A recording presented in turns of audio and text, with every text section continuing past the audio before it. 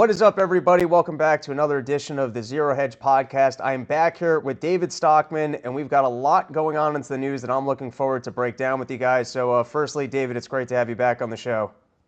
Great to be with you, and you're right. It's flying at us from all directions, so there's a lot to talk about. All right, so just to kickstart the things to break down, Donald Trump, he loves celebrating a win, even when it seems like there's no win there or when it's a little bit too early to be celebrating. But obviously, his tariffs have been implemented, and the administration is already going, look at all the revenue that we're raising. So this was an Axios headline. I've seen numbers as high as 125 billion. This was claiming $100 billion in revenue. Is the tariff strategy working, and is the revenue that's coming in from the tariffs something we should be excited about? Well, actually, I don't object to the tariff revenue that much. We've got a 6-7% of GDP deficit. Okay, that's 2.5, 3 trillion a year. We need to basically and fundamentally cut spending drastically. They haven't done this. The big beautiful bill really, I think, is a big but ugly budget buster. But in that mix, a little revenue from tariffs is just a clumsy form of consumption tax, which I think if we're going to raise revenue, that would be the way to do it. Now, what I object to about the Trump administration is they don't see it primarily as a revenue raising tool, which if you did, you would apply it uniformly across the board to everybody. You wouldn't dislocate and perturb the import market. It's 3.5 trillion a year. So, if you put on a 10% across the board revenue tariff, as they used to call it in the 19th century, that'd be 350 billion a year into the treasury. That would be a help to closing this gap. I would even make it 20%. That's 700 billion. And then I would add a 50% cut in defense, another 500 billion, and then a big means test on Medicare and Social Security and other parts of the welfare state. You could generate another 500 billion, and you would begin to close the gap. So that's okay. But I don't think they're taking the revenue gain as a kind of after the fact windfall, but that's not their real purpose. Their real purpose is they think they can change the fundamental structure of the US economy with tariffs. And I think that's a terrible idea. The problem is not that Japan is cheating or even China is cheating or they have high tariffs and we need to even the playing field and all that. That's a lot of baloney. It's not even, we can get into some of the facts, it's not even remotely correct. The reason we have a massive 1 trillion a year trade deficit and have had one for 30, 40 years is the Fed has inflated the bejesus out of the domestic economy. And as a result, on a cumulative basis over decades and decades, our prices, our wages, and our cost structure has gotten uncompetitive with much of the rest of the world economy. And as a result, our exports have been weak and imports have flooded in. And if you want to fix the problem, you don't have to have a trade war with Beijing 10,000 miles away.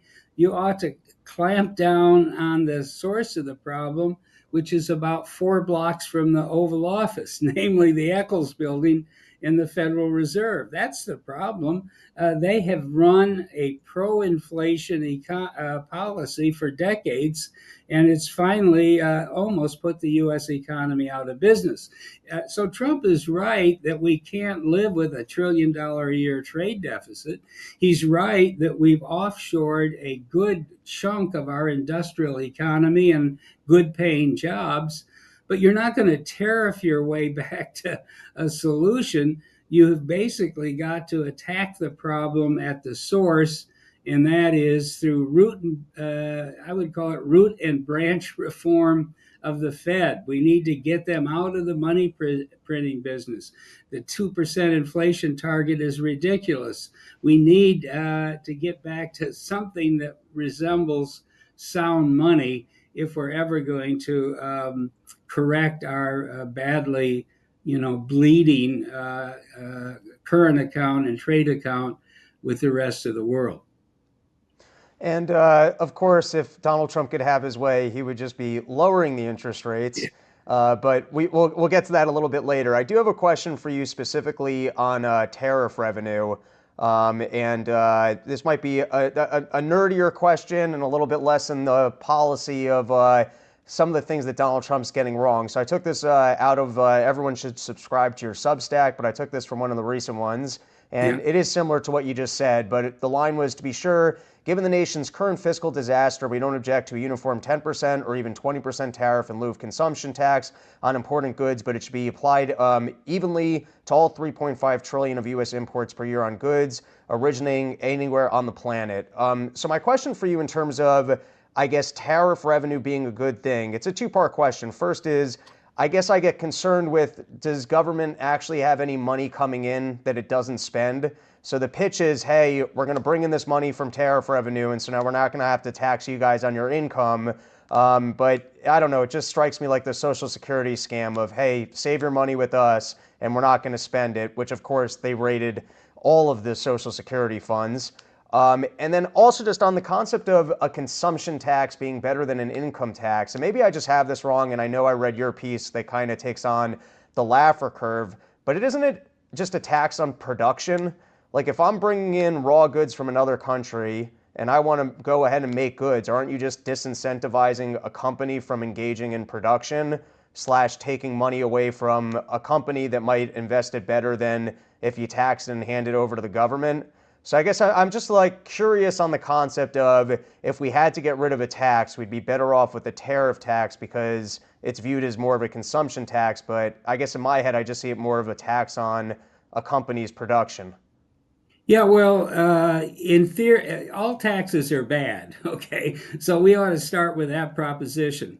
But on the other hand, whether we like it or not, the political consensus in the United States that has congealed over decades and decades, really since the New Deal, uh, federal spending was 3% of GDP prior to the New Deal, and now it's 24%. And so the problem is spending, and you need to chisel that down as far as you possibly can. But the honest, realistic fact is that they went through this whole process in Congress.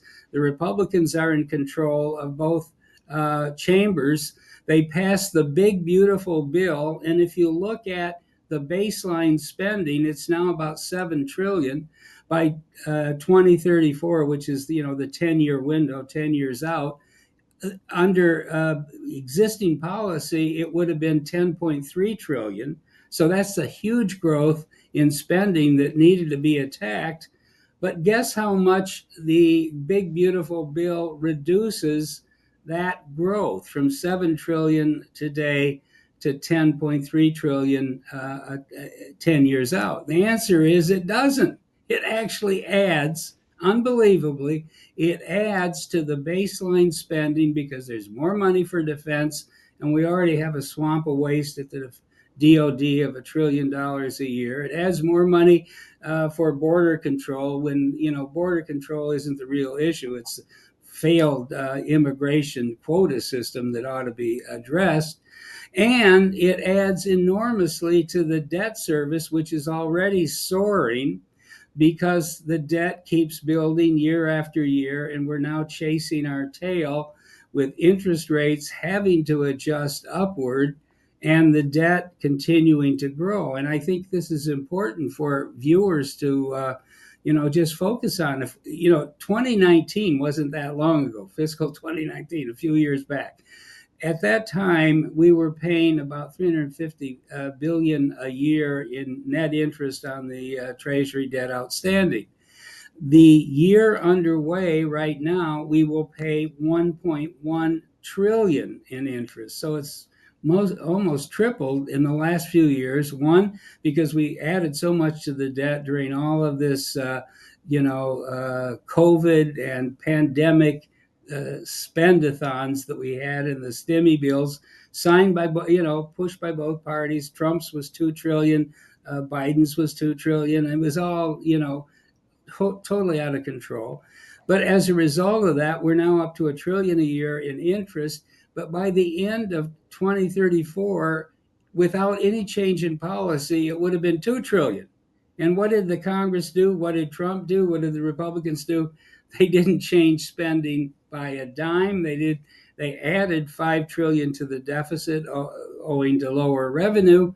And as a result of that, we're going to be well above 10.3 trillion in spending 10 years down the road. It only gets worse after that. So I agree you need to attack the spending monster, but where we are right now is spending seems to be locked in, even with the blessing of Donald Trump and the so-called fiscally conservative party, the Republicans. It's locked in at roughly 24% of GDP. And if you take the tax level that we now have as a result of the big beautiful bill being enacted, and the 2017 tax cut being extended permanently, and all of these new tax relief measures, added, no tax on tips, no tax on overtime, no tax for most people on Social Security. You can deduct your interest on your auto loan. All these things that were added basically shove the revenue take to its lowest level in modern times, even lower than it was when I was there with Ronald Reagan in the early 1980s. It's under 17% of GDP.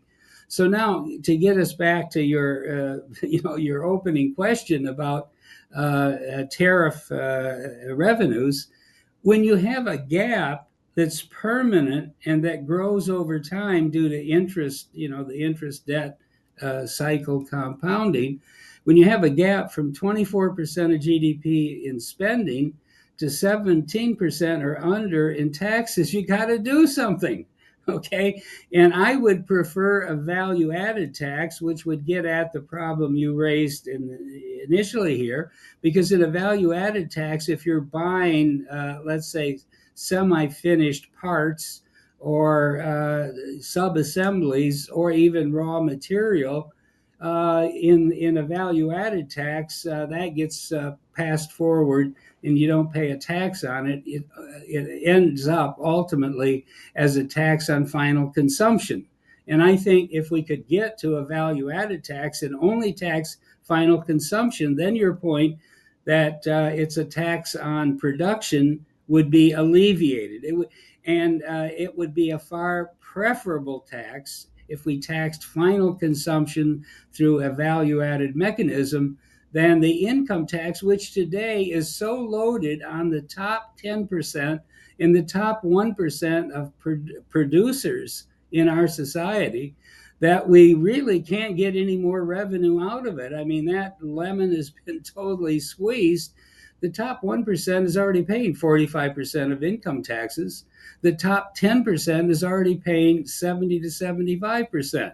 The bottom 50% either doesn't pay any income taxes at all or, a very low amount. It averages about 7% of adjusted gross income. So what I'm saying is the income tax is already utterly imbalanced, tapped out, and very unfair to the highest producers if you use income as a measure of production, contribution to economic society activity, and I think it's fair. So we've already overused the income tax. We need to have some revenue. I would say most of the gap should be closed by spending, but realistically, we just went through the numbers. You're not going to get there. So at the end of the day, we're going to need more revenue. Value added would be the way to go, or even a national sales tax. Neither of those will ever pass in a month of Sundays because the Democrats will scream, it's unfair to the poor, it's unfair to the working man, it's unfair to the middle class, and so forth. So you end up with the third best option. Okay, not a value added tax, not a national sales tax, but kind of a backdoor consumption tax in the form of a uniform across the board 10 or 20% tariff where you and I started a few minutes ago. Now, that is one thing. But Trump is really trying to do something else. He's trying to macro manage the entire 30 trillion GDP through, daily announcements on tariffs about which he changes his mind practically every day, and which is different for every single country in the world, of which there are about 180 that we trade with, and about which he changes his mind constantly. That's why we call him the Taco Man. Taco Man now. Trump always chickens out. Okay, he sets all these deadlines. You get up to it, the stock market falls apart. He gets nervous. He says, "We'll give you another 90 days." Everybody's confused. You can't run an economy based on a guy in the Oval Office sliding around by the seat of his ample breeches, making it up as he goes on economic theories which are nonsense. It is not, our trade problem, our weak economy problem, our lack of good jobs problem is not due to high tariffs abroad or unfair practices. And I want to give you just one number. If we take the top, let's go to the 2024. That's the most recent year trade data that we have available with the world. And if we take the top 34 trade partners that we have, the EU, which is 27 countries, China, Vietnam, South Korea, Japan, India, Canada, and Mexico. That's the essence. Those 34 countries are the essence of the global economy. Last year, we exported 1.5 trillion to these countries. We imported 2.6 trillion from these same countries. We had a $1.1 trillion deficit with the big 34 countries from Japan all the way over to the EC and our neighbors in Canada and Mexico. Now, the issue that I'm raising is, if we ask the question, what do you think the average tariff is that our exporters of that 1.5 trillion to all these countries around the world, from Japan to Canada, what do you think the average tariff that all these countries charged on the 1.5 trillion? Well, the answer, it's 5%, 5.0% to be very exact. Now, if we look at the 2.6 trillion of imports that came in from all these countries, that according to Trump are totally unfair, that created this 1.1 trillion a year deficit on our trade account, what do you suppose our weighted average tariff was on all of that incoming import? Well, the answer is 5.1%.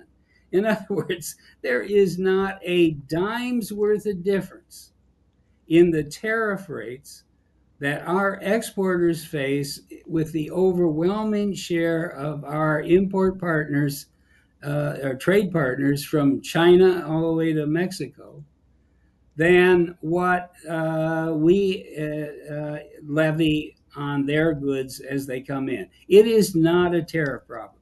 Then, of course, you got these characters in the White House, the protectionists in the White House, who say, "Well, yeah, there's tariffs. That's unfair to begin with, but the real problem is non-tariff barriers." Well, what do you mean by that? Well, a government subsidizes production or investment or export, or you have buy national policies. In other words, you can government agencies can only buy from national producers, not from suppliers abroad and so forth. Okay, well, you can take that, but if you look at non-tariff barriers, the United States is probably the worst offender in the entire global market. The entire tech industry is subsidized to the tune of hundreds of billions by the DoD and the national security apparatus. That's where a huge amount of risk capital comes from, as well as ongoing cash flow. We have Buy America policies from the state capitals all the way to Washington that add up to 800 billion a year. In other words, there is 800 billion of procurement by governments in the US at all levels that say only you can only buy from American producers. You can't buy from the EU, you can't buy from Mexico, you can't certainly buy from China and so forth. Anyway, I don't want to overly belabor it, but the point is if you dig into the so-called non-tariff barriers, there's a lot of unfair trade in the world because no governments are going to let things, the free market, work entirely. But it's not unbalanced. We're pretty unfair. They are somewhat unfair. But that isn't why we have $1 trillion deficit in trade in the most recent year between our big trade partners who send us 2.5 trillion and our exporters who ship out 1.5 trillion. The reason for that huge gap, and it's been there for years and decades, is the Fed has inflated the bejesus, as I said, out of the US economy. And if we want to fix this problem, we have got to have root and branch reform at the Fed and get them off this pro inflation kick. When you're competing with low wage countries, like, the average hourly manufacturing wage in China is $9 an hour. Okay. The average hourly manufacturing wage in the US, and this is fully loaded for benefits, healthcare and payroll taxes and so forth, is $40 an hour. So when you have that big a gap, the last thing we need in the United States is even more inflation, another 2% a year, or right now it's 3%, it was 7%. The Fed ought to be pursuing, if anything, disinflation, deflation, not inflation. So that gets to the heart of the trade imbalance, the trade deficit, the offshoring of the American economy. They're pursuing the right problem with completely the wrong policies and tools. All right, so a lot there. Just to kind of give Yeah, I guess, a very short recap. We don't like Donald Trump engaging in central planning and the economy correct. kind of being at his whims and his attitudes and the random information that he seems to get. Tariffs are not a great tool for bringing back manufacturing to the U.S., but they are the bet from a pragmatic standpoint. They're a decent tool for trying to bring down some of the government spending deficit, which is a massive problem. It, and All right, so let's take a look at the next thing I wanted to just take a look at with tariffs, which is I've got a short video here from Donald Trump where he's basically saying letters went out, and since the letters have gone out, that means that the deals have been made. So I'm going to play this, and then we're going to take a look at where we are even with the current tariffs. Part I'm very happy with the letters. The letters are a deal. I can't explain it any better. The letters are a deal. The press doesn't want to pick that up. But I will veer from those deals on occasion when somebody is willing. Like if Japan would open up their country. They don't do that. They just don't do that. And I don't either. I don't subscribe to it one way or the other. But they won't do that. So we might just stick with the letter. All right, so as you pointed out, we're rigging the game as well when it comes to our government, Yeah. propping up our local industries, and so that's, baloney over there. But Donald Trump basically sent out all these letters, and he goes, hey, deals are in place.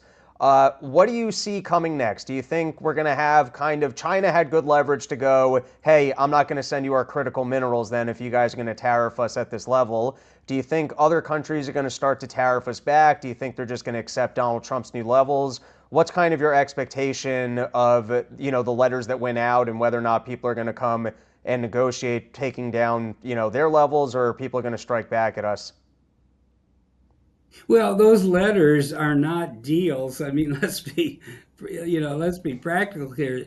Those letters are pie in the sky. Those letters are the ask, and of course, the art of the deal approach of Donald Trump is, ask for 100 and maybe you'll get five. Well, okay, so let's put all those letters aside.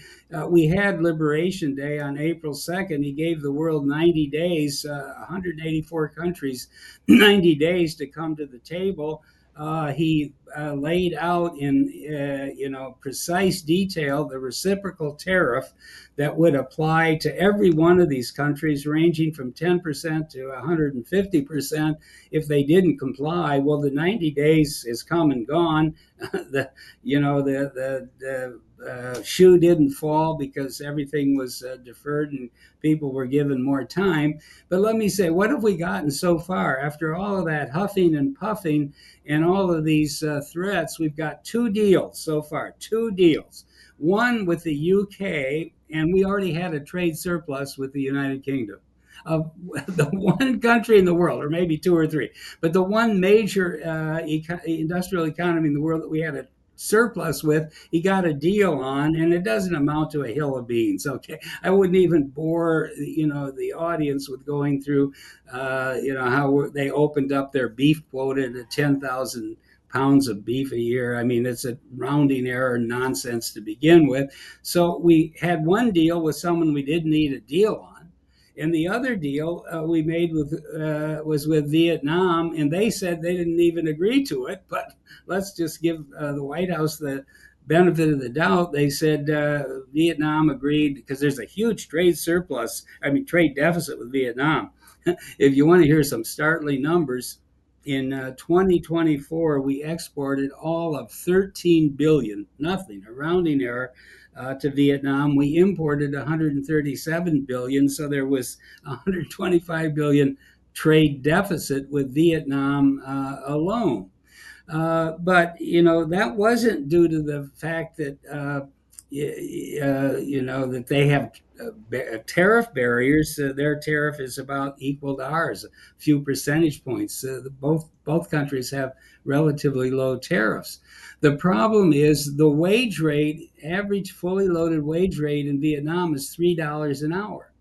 And the average fully loaded wage rate, as I said before, in the United States is $40 an hour. That's the reason there's this huge deficit.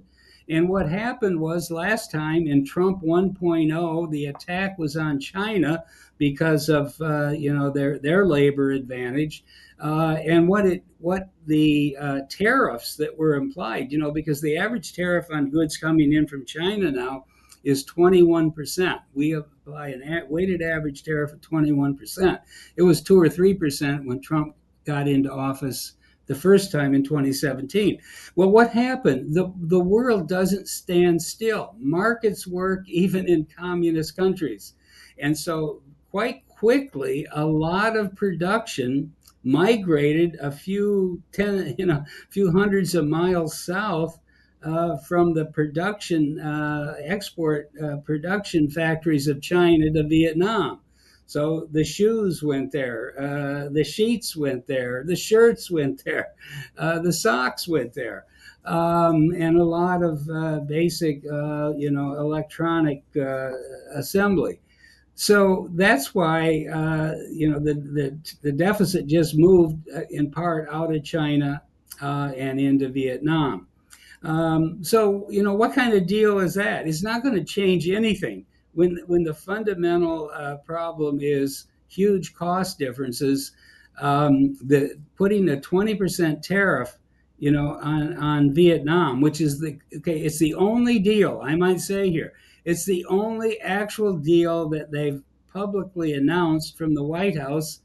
And again, just to remind everyone, even then, Vietnam has said we don't accept that entirely. But let's take it as it is. On an $8 shirt that you might buy, in Target or Walmart, I mean, $8 cost. I mean, the price might be double or triple that. But on an $8 landed cost of a shirt from Vietnam, you're going to put on a 20% tariff. That's $1.20. But look at the cost difference when it comes to making that shirt. There's about $2 of that $8 of landed cost is labor. If you tried to make it in the United States, there would be $20 of labor. Okay, so the tariff of $1.20 isn't going to compensate in any way, shape, or form for a $20 cost gap when it comes to something as simple as a plain collared shirt that you might find on the shelves at Walmart. So again, to get to the heart of your question, there aren't any deals happening. As I say, UK didn't need one. That was gilding the lily, and Vietnam is a non-deal, both in content as well as what's coming from the other side. Now, the rest of there's still 190 countries in the world. The EC is that's grinding away. Trump last time allegedly said he solved the uh, problem with Mexico and Canada. Those are our biggest trading partners, and we have huge deficits with both of those. 172 billion a year with Mexico and 65 billion a year with Canada.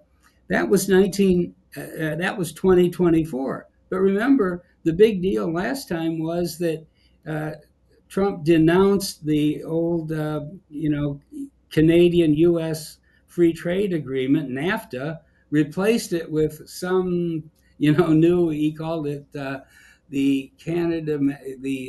U.S. Canada Mexico deal. That went into effect in 2019. 5 years later, we still had $200 billion worth of trade deficits with Mexico and Canada, even though there's no there are no tariffs or other material unfair trade barriers in what is essentially a free trade environment. So just think about that. He says he's going to make, the art of the deal, the greatest deal maker, to come down the pike since sliced bread. The one area in world trade where he's made a big noisy deal, the Canada-U.S. trade agreement, produced $200 billion worth of trade deficits 5 years later. So he has no idea what he's doing. I mean, he's just a guy who is in love with this idea of tariffs because it's the one thing he can do unilaterally, and that's another whole thing.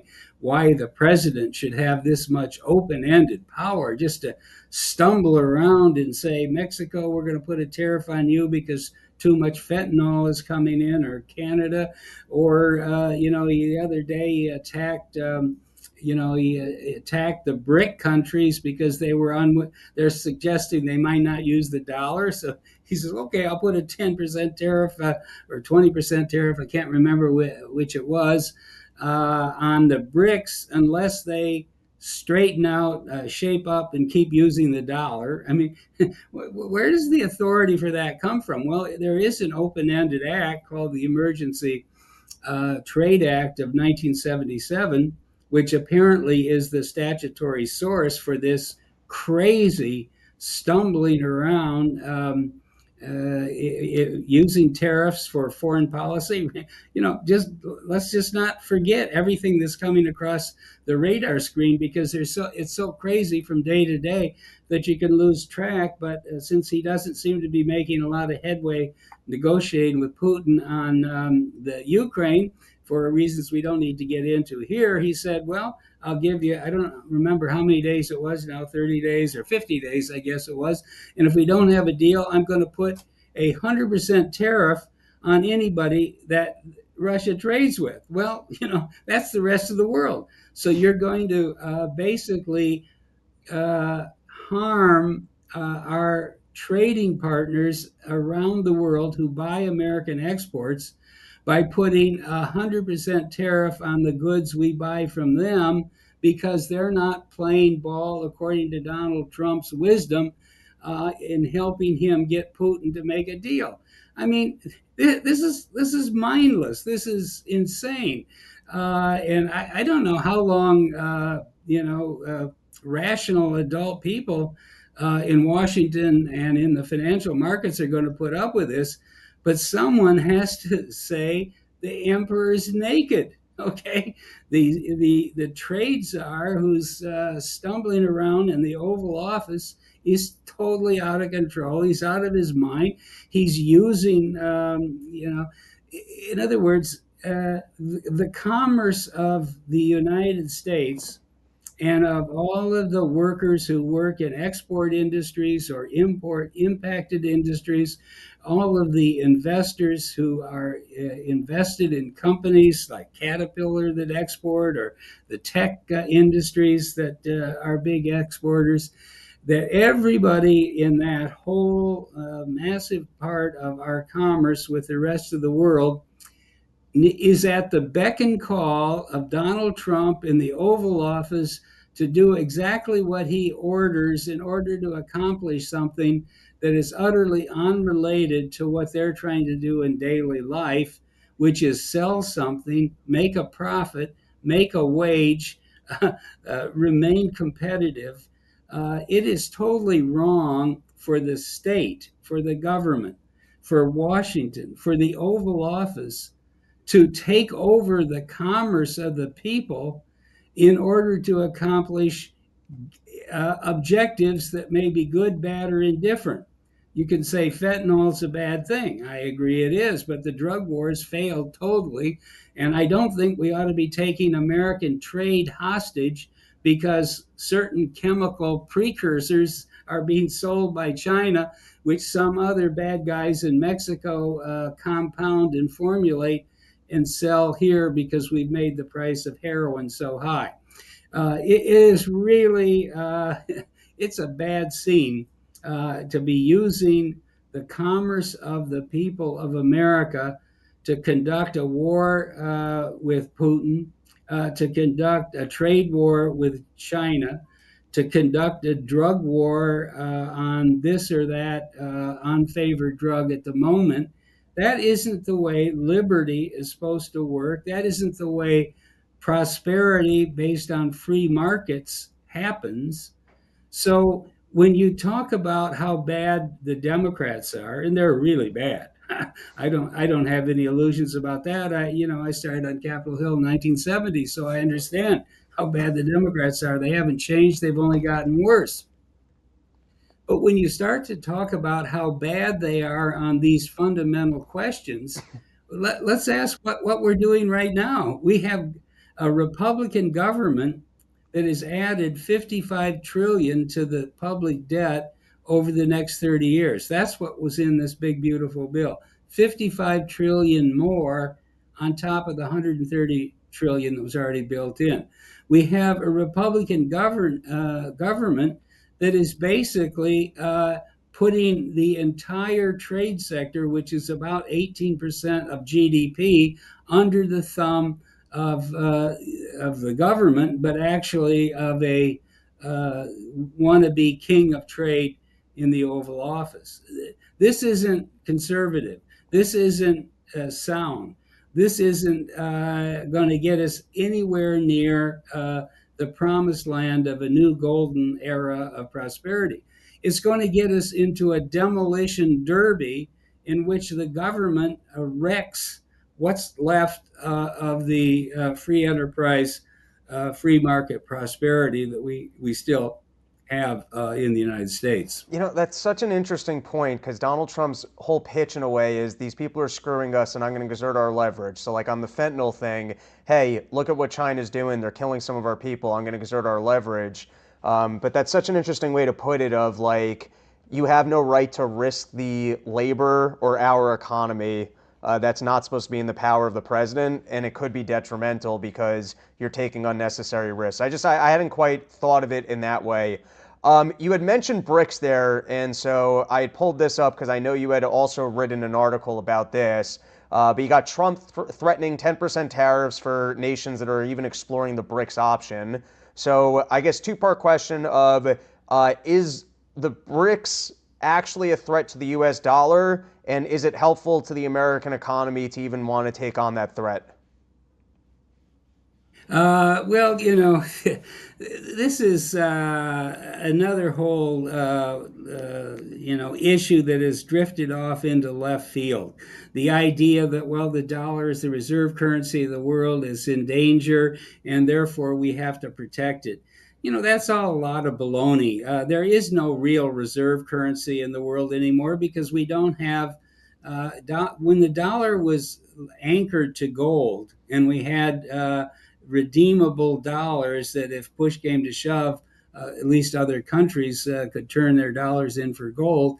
That was one thing. The dollar was a reserve currency under that scheme because it basically said to the world, well, if you don't want to, go to the trouble of holding bullion, the bulk gold in bullion form, you can use dollars because the United States will never waver in its commitment to redeem the dollar at a fixed rate against gold. That was $35 an ounce. Okay, that is long gone. That disappeared in 1971 at Camp David when Nixon basically pulled the plug on the gold standard and on the Bretton Woods system. And since then, we've had a floating rate system. Well, in a floating rate world, exchange rate, I mean, the rates change by the hour, by the second. As we're talking right here, you could just look up and watch a ticker moving away on any currency pair with the dollar. You don't need a reserve currency anymore because reserves were basically a reserve currency was just a substitute form of gold. The idea that the dollar is a reserve currency is actually a misnomer, which hides the fact that dollars are held by central banks around the world in large amounts. Okay, and it's about 4% of world GDP right now, which is 4 or 5 trillion of uh, uh, federal debt held by foreign central banks. But they hold that because they've engaged in currency manipulation. In other words, we've flooded the world with so many dollars that if the true free market that Milton Friedman wanted in 1971 when he told Nixon pull the plug on gold, if we had a true free market, the exchange rate of Japan would have gone way the hell higher than it is today. The exchange rate of the RMB in China would be double or triple its current level in terms of strength because the dollar would have gone down and the surplus country currencies would have appreciated. Well, none of the central banks wanted to allow that to happen because it's just like trade politics here.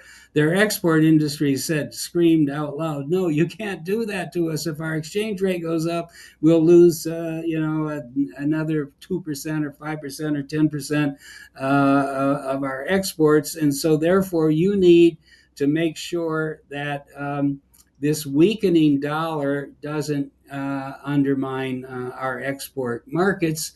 And so they all intervened, and they bought hand over fist dollars in the currency market, parked those dollars in U.S. Treasury bills and notes and bonds, and they built up on their balance sheet, and that's what they call reserves today. But those aren't reserves in the traditional proper sense of the word. Those are just the results of central bank conducted dirty floats and currency manipulation. So we don't need that. The way to solve that problem is to tell the Fed stop printing any more money. The Fed's balance sheet, when actually people wouldn't realize this, but when Nixon pulled the plug, the Fed's balance sheet was only 50 billion. Okay, and at a recent peak, as we all know, before they finally had to crack down on the printing press because inflation hit 40-year highs. At the peak in 2022, the balance sheet of the Fed was 9 trillion. In other words, it went from 50 billion to 9 trillion. Over that period of time. And that's what caused the rest of the central banks of the world to act defensively, buying up dollars and creating these reserves.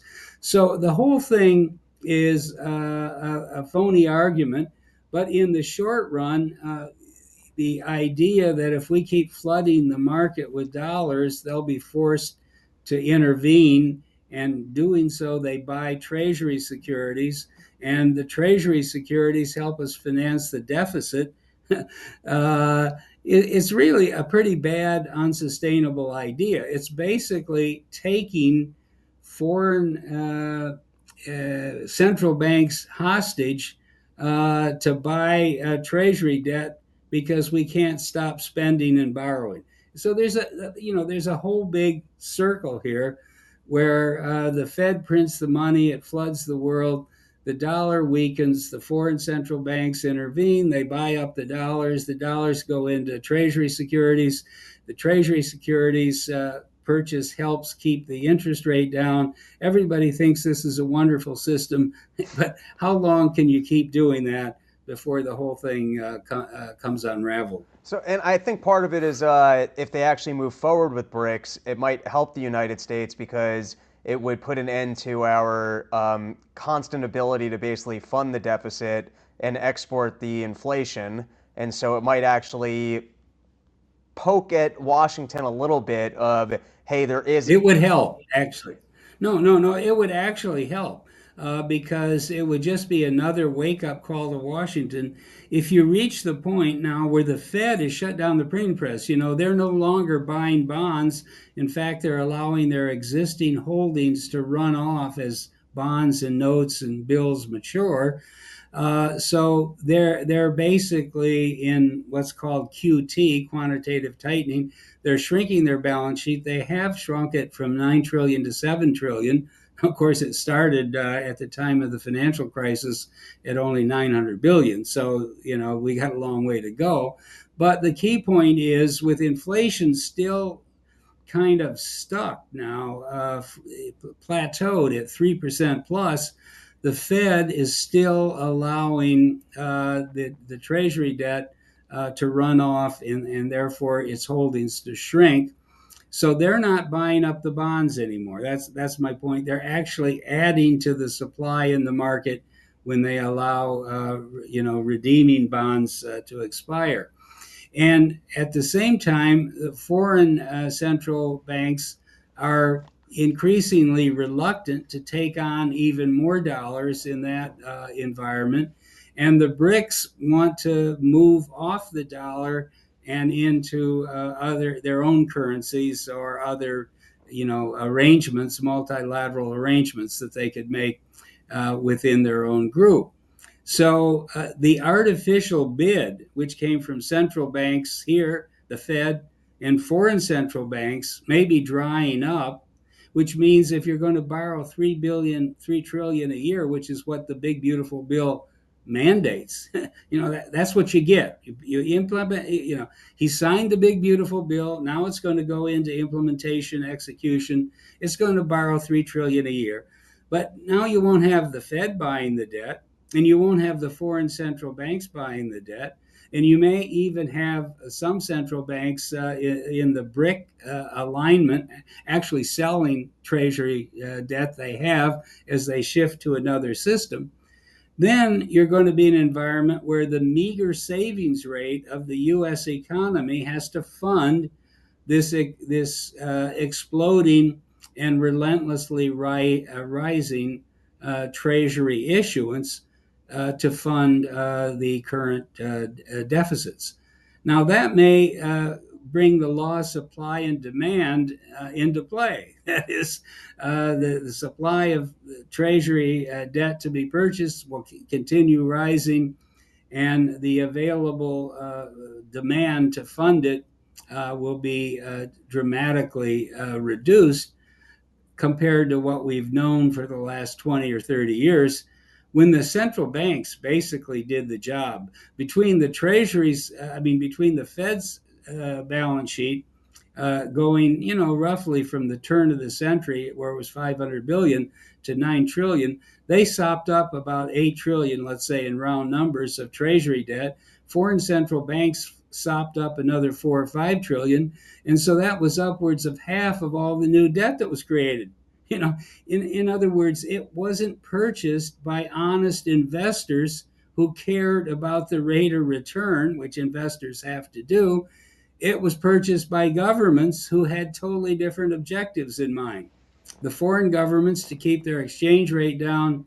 The rogue bank, central bank we have here in the Eccles building, the Federal Reserve, to conduct its notion of Keynesian monetary policy. That was totally artificial. And yet, that's why we ended up, you can look at the charts, you'll see that if you take the 30-year treasury, which is kind of the true long bond, the measure of the longest duration that you can find in quantity in the market. If you go back to 1982, when Volcker was just getting us out of the horrendous inflation of the 1970s, the yield on the long bond was 15.2%. I mean, that's a lot, right? 15.2%.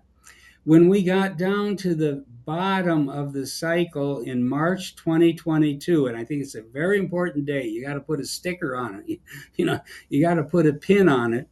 March 2022 is when the Fed finally cried uncle and said, oops, inflation isn't transitory and it's not a good thing. It's running at 7, 8, 9%, depending on how you measure it. And they shut down finally the printing press in March 2022. Well, the yield was 1.2%. It's startling. The yield on the 30-year, you were issuing debt with a 30-year life at a time when the inflation rate was 3 or 4% that had a coupon of 1.2%. Insane. So over that 40-year period, the yield marched downhill from 15.2 to 1.2, which means 1,400 basis points continuously marching downhill, where everybody was living happily ever after because the Treasury was issuing unlimited debt and the private sector was experiencing lower and lower and lower interest rates. And of course, the corollary of the interest rate is higher PEs, that is, stock prices. So the stock market was happy. Borrowers in the private sector were happy. The government was borrowing and spending like there was no tomorrow. And that's the 40 years from 1982 to 2022. Now, where are we at this moment if you were actually to look at a screen for the bond market? Well, the long bond is the 30-year is now over 5. It pierced the 5.0% level, I think, a couple of days ago.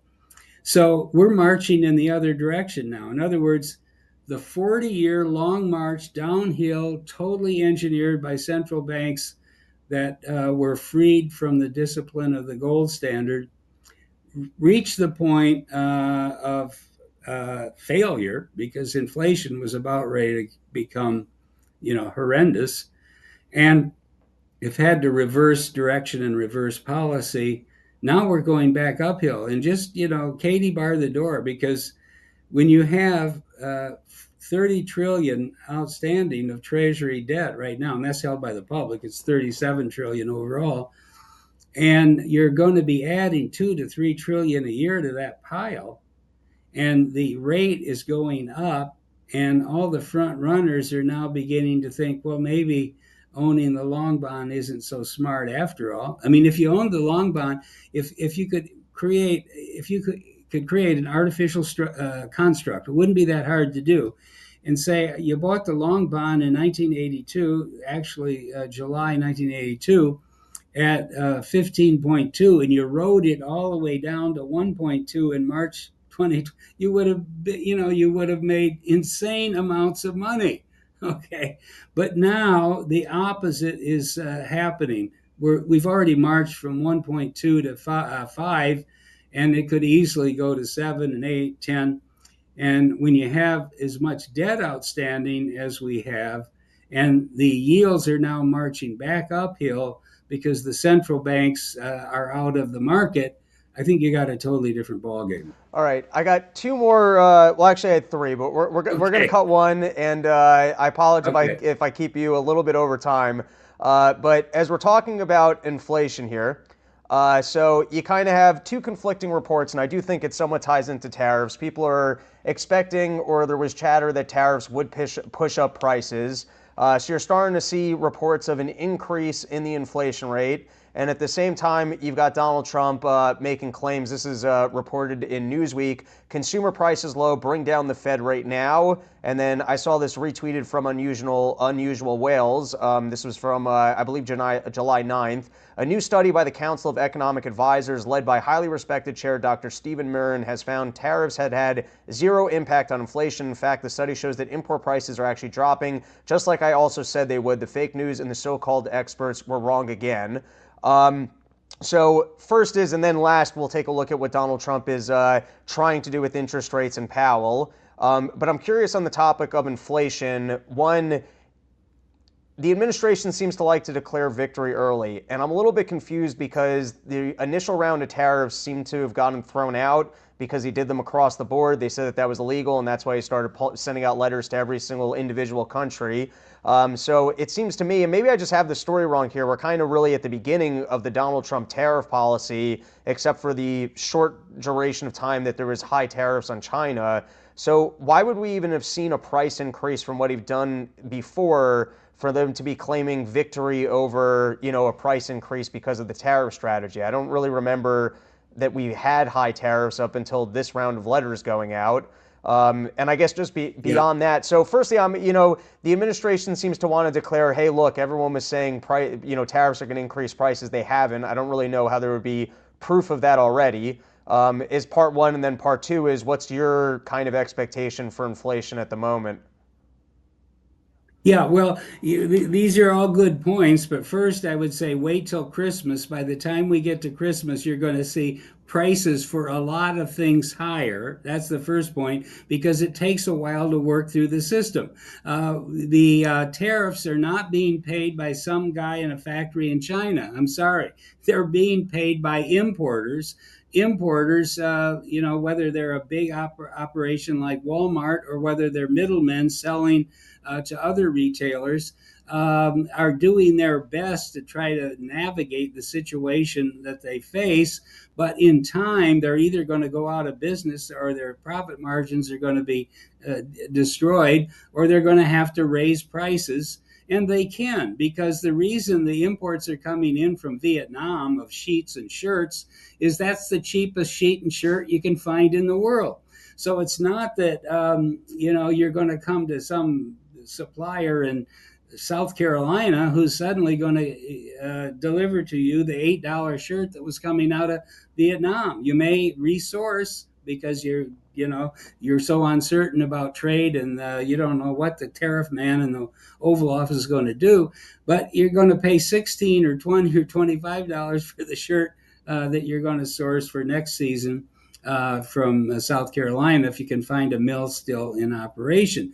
So my first point is there's a lag in all this. It takes time for suppliers, retailers, and importers either to change their pricing for existing imported commodities now paying tariffs, or to resource to another country. Vietnam's too high. Maybe you try Malaysia or something, or to a domestic supplier. But it's all going to end up in higher prices, because ultimately people are not going to, importers are not going to work for free or they'll go bankrupt. And the lowest cost suppliers in the world are now supplying the U.S. economy. And if you move away from the Vietnam and the China, or even South Korea for that matter, you're going to move to higher cost suppliers. There are no Vietnams left. In other words, we found the cheapest labor in the world. It was in the jungles that got defoliated in the 1960s and 70s by Washington. So that's the first point. The second point is that the tariffs will cause over time price levels for imported goods to rise, and that will be inflation, cumulative inflation. It may, if the Fed doesn't accommodate the upward pressure on prices for imported goods, toys, shirts, shoes, electronics, TV sets, etc., laptops, desktops, If the Fed doesn't accommodate that by easing again, and I don't think they're in a position to do that, then demand will shift in part away from imported goods, if there's any elasticity, price elasticity, towards more services or lower cost domestic or other domestically produced goods, or there will be a reduction in purchases of domestic services in order for consumers to pay out of the same paycheck for the higher cost of shoes, shirts, TV sets, and everything else, toys that's being brought in on imports and being charged these higher tariffs. In either event, it doesn't improve prosperity. It just mucks up the economy. It causes consumption to shift from one thing to the other. And over time, it will raise the price level, and that's inflation. One more point. The idea that inflation is whatever the June CPI was is really not true. That was the rate of change for 1 month, and there's all kinds of foibles and noise and revisions in these numbers. But inflation really is a cumulative rise in the price level over time. And so, therefore, a year from now, 2 years from now, if we have 3% inflation for the next decade, the price level will be 34% higher.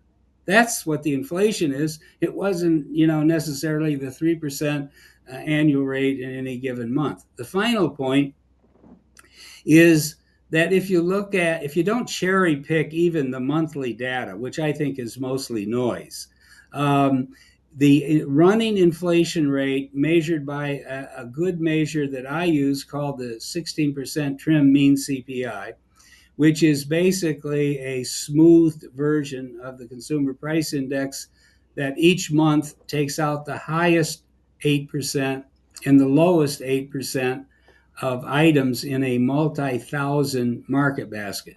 But unlike the CPI less food and energy, which is the same, half index every month, and people use food, they use energy, obviously. The trim mean CPI drops the high and low items every month, and they're different ones. So, on a smooth over time basis, you count everything and you get like a smooth statement each month of the rate of change on an annual or even monthly basis. Now, having said all that, here's what the answer is. The June trim mean CPI came in at 3.17% higher than a year ago. The monthly rate of change was 4%.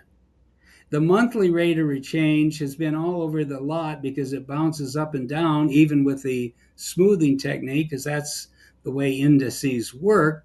But it's been everywhere from 2 to 5% over the last year, but it's averaging 3.17, let's call it 3.2% to round. Well, I would say that's not evidence of no inflation. 3%, as I said, 3% in a decade, your purchasing power is down by 34%. That's something. So you really can't run a 3% inflation policy. You shouldn't be running a 2% inflation policy, to tell you the truth. But the idea that you see in all these quotes in social media posts you get from the Donald is there's no inflation. Well, that's baloney. He took 1 month, he took the rate of change in the CPI in June, the headline CPI, it was 0.1. He multiplied times 12, got a little over 1% on an annual basis, and said, see, there's no inflation. Well, what someone should have said, but Mr. President, in the same, press room at the White House when he was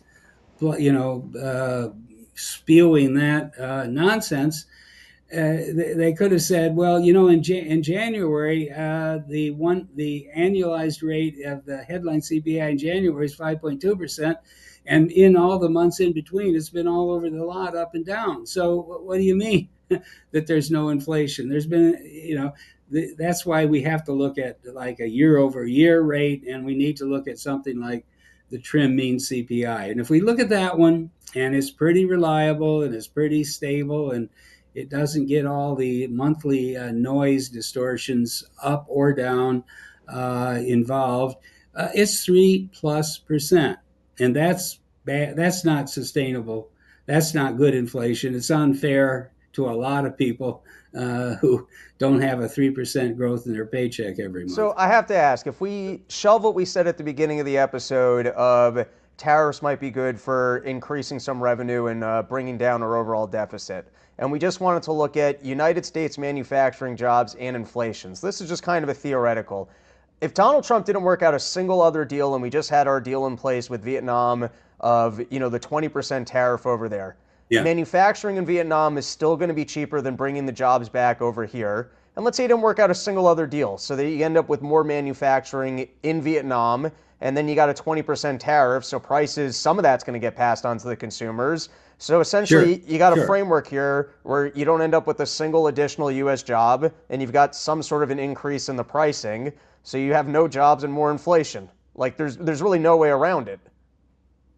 Yeah, I think that's right. You'll have no job gains, really. You'll have higher prices for some things, probably lower prices for a couple of other things. The lower prices will be since people need the sheets, they need the shirts, they need the You're going to shoes. buy less Okay, seamless, they you're going to take probably less even Ubers, and it's just going to hit the people who had well, American jobs. yeah. So the Uber drivers are going to have an income decrement, but also, services generally. You're going to spend less on services, but all of the decrement to offset the higher cost of the shirts and the sheets and the shoes is basically domestically produced services. Okay, so domestically produced service jobs will decline relative to where they would have otherwise been, or incomes will decline because the poor guy who's a shoe repairman or the guy who's in the dry cleaners is going to have to cut his prices if he's going to retain I mean, demand. So it's such a hilariously bad it's policy stupid. because the jobs It's that exist stupid. here, which It's are the just service jobs, are just going to make less money so that you can spend yeah, more yeah. jobs for the manufacturing stuff you're still going to have to import. Well, we got 160 million jobs. There's 12 million in manufacturing. All the rest of them, most of the rest of them are either in government or service or hotels and restaurants and, on down the line. So the whole thing is just idiotic. Okay, that's Trumponomics. It's pure idiocy every way. He wants easier money when we need a sound dollar. He wants to increase the deficit when it's already out of control. He wants to monkey around with the free enterprise economy by becoming the trade czar of the world, which will backfire in 100 different ways. And then finally, he wants to deport all of the 8 million workers who are here illegally, allegedly, but they're working every day, drawing a paycheck, paying taxes, because that was the only way they could get here. In other words, if we had a proper quota for low skill workers, it's only 10,000 a year. If we had a proper quota of 500,000 or a million, there wouldn't be any illegals. There wouldn't be any illegal workers here. They would be legal. Okay. So he's going to deport workers that we need. The native born workforce is shrinking because, and that's, you don't even have to take my word for that. Uh, there are going to be no native born growth of native born workers in the next 10 years, 20 years, 30 years, because they haven't been born, because the birth rate is already of native born American or women has already collapsed. So we already know from the iron law of demographics that the workforce going into the 2030s is shrinking. And if we're now going to send all the illegal workers here home, oh yeah, get rid of the criminals. There's 10 or 20,000. It's no big deal. But if you focused on the criminals and stop raiding, Home Depots and chicken butchering plants in the middle of the night, if you could at least, but that's what he's doing. So at the same time that he's inflating the demand in the economy through money printing and more debt, He's shrinking the supply of workers and goods through trade protectionism and worker deportations. That is the worst combination that anybody in the history of modern economics has ever come up with. 2 points to shrink supply, two anti supply side positions, 2 points to artificially inflate demand through money printing and treasury borrowing. And you put the two together, and it's, as I say, it's a demolition derby when it comes to the future of prosperity in the United States. All right. You told me I had two more questions I wanted to ask. I don't know if we're going over time. You want to shelve them for another Yeah, I episode? think we're we're getting there. Yeah, let's save it for yeah, the next time. Okay, I'll have to send one of the videos your day because maybe we'll even do a piece out of it. But one of them was just Donald Trump talking about how we're spending too much on our debt and that's why we need to be lowering our interest rates. And I just think it's Yeah, just so right. cartoonish that he thinks there's endless money for that to work. But David, this was an absolute pleasure. Thank you, sir, so much for the insights on all these topics. And why don't you just let everyone know where they can follow you, find the Substack, find the books, and all that stuff. Yeah. Well, I publish a daily Substack. It's called David Stockman's Contra Corner. You can easily find it by Googling it. And you know, the kinds of issues that we've been discussing here are what I address every day, depending on what's in the news, what the latest headline or development is. But the whole idea is to put it in context of A, history, and B, sound economics. And if we look at what we're bombarded with by the day right now, there's no history to it. It's as if the world was born yesterday. And, you know, it's based on a lot of uh, politically convenient economics that won't hold up. So that's what I try to do. And we call it David Stockman's Contra Corner because we're kind of contrarian when it comes to the mainstream media view of what people should think or believe. All right, this was awesome. Thank you so much. Really appreciate your time.